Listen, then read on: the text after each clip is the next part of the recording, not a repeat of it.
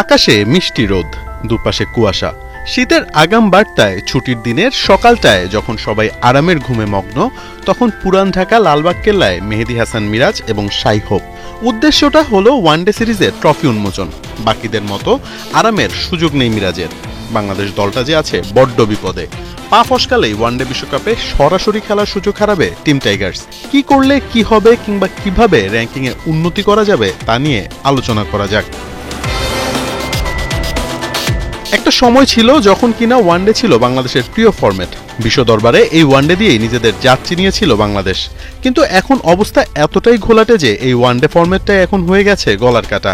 শেষ 12টি ওয়ানডেতে 11টি ম্যাচই হেরেছে বাংলাদেশ। টানা 4টি টি-20 সিরিজ জেতা দলটা এখন নিজেদের হারিয়ে খুঁজছে।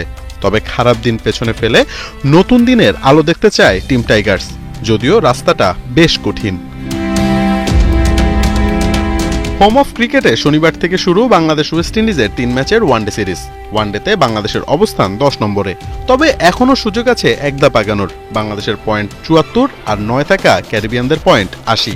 এখন যদি বাংলাদেশ এক ধাপ এগোতে হয় তবে ক্যারিবিয়ানদের হোয়াইট ওয়াশ করা ছাড়া আর কোনো রাস্তা নেই মিরাজদের সামনে। বাংলাদেশ যদি ওয়েস্ট ইন্ডিজের বিপক্ষে 3-0 সিরিজ জিতে নেয় তবে বাংলাদেশের পয়েন্ট হবে 78 আর অন্যদিকে ওয়েস্ট ইন্ডিজের পয়েন্ট হবে 76। এছাড়া 2-1 সিরিজ জিতলেও খুব একটা পরিবর্তন হবে না কিংবা বাংলাদেশের কোনোই লাভ হবে না। শুধুমাত্র ক্যারিবিয়ানদের হোয়াইট ওয়াশ করতে পারলেই টাইগাররা 10 থেকে এক ধাপ এগিয়ে 9 নম্বরে পৌঁছে যাবে। অবশ্য শুধু ওয়েস্ট ইন্ডিজ সিরিজই নয়, 9 ওঠার আরও সুযোগ পাবে বাংলাদেশ। বিশ্বকাপে সরাসরি কোয়ালিফাই করার ডেডলাইন 2027 মার্চ। এর আগ পর্যন্ত বাংলাদেশ খেলবে মোট 23টি ওয়ানডে। প্রতিটা রেজাল্টই প্রভাব ফেলবে টাইগারদের র্যাঙ্কিংয়ে, যার শুরুটা হচ্ছে ক্যারিবিয়ানদের দিয়ে। প্রশ্ন হচ্ছে বাংলাদেশ ক্যারিবিয়ানদের হোয়াইট ওয়াশ করতে পারবে তো?